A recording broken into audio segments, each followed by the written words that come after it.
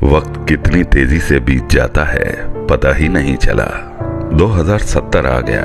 ये कहानी उस वक्त की है बेटा जब तुम पैदा भी नहीं हुए थे।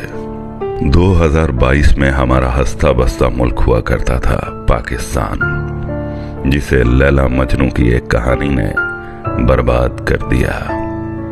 कहानी सुननी है तो चलें सुनाता हूं।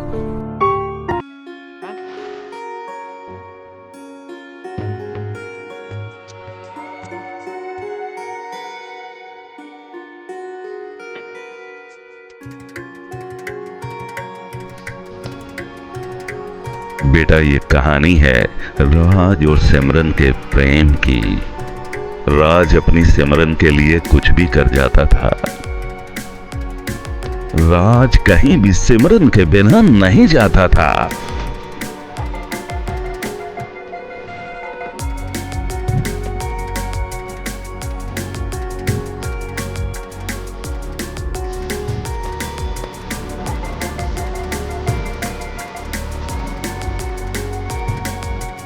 हमारे हंसते बसते मुल्क को बर्बाद करने वाला ये मिलन हुआ था जेबी सक्सेना के कारण, जिसने बाजवती के साथ प्रजनन करके ये गंदे शावक पैदा किए बेटा। और फिर ये हमारे मुल्क को अपने बाप की जागीर समझ के उसका सत्यानाश करने लगे बेटा। समय बीता, फिर ना तो बाजवती रही और ना ही उसे रखेल समझ के अपनी उंगलियों के इशारों पे नचवाने वाला जेबी सक्सेना रहा।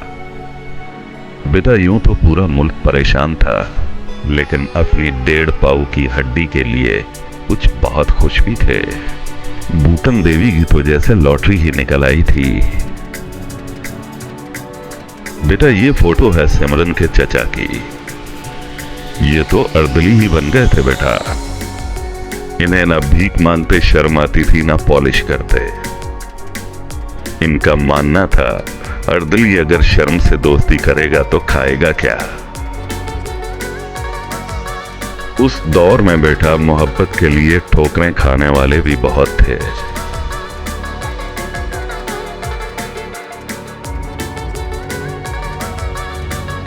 इस सब में बेटा हम भी कहीं ना कहीं गलत थे। हम अपनी आंखों के सामने अपने मुल्क को बर्बाद होते देखते रहे और रोते रहे। रोने से क्या किसी की हालत बदली है आज तक? आज ये सोचकर शर्म आती है कि हम कुछ भी हो जाता था तो एक दूसरे पे उंगलियां उठाते थे। ये नहीं सोचते थे क्या हमारा अपने लीडर के साथ कोई वादा नहीं था उसका साथ देने का? बेटा उसने सबका एहसास किया, लेकिन जब उसको सबकी जरूरत पड़ी तो उसकी बहन अकेली फुटपाथ पे बैठी थी और इसको चाहने के दावे करने वाले अपना वादा निभाने की बजाय दूसरों को गालियां दे रहे थे। हम किसी मोजिज़े के इंतजार में बैठे रहे बेटा।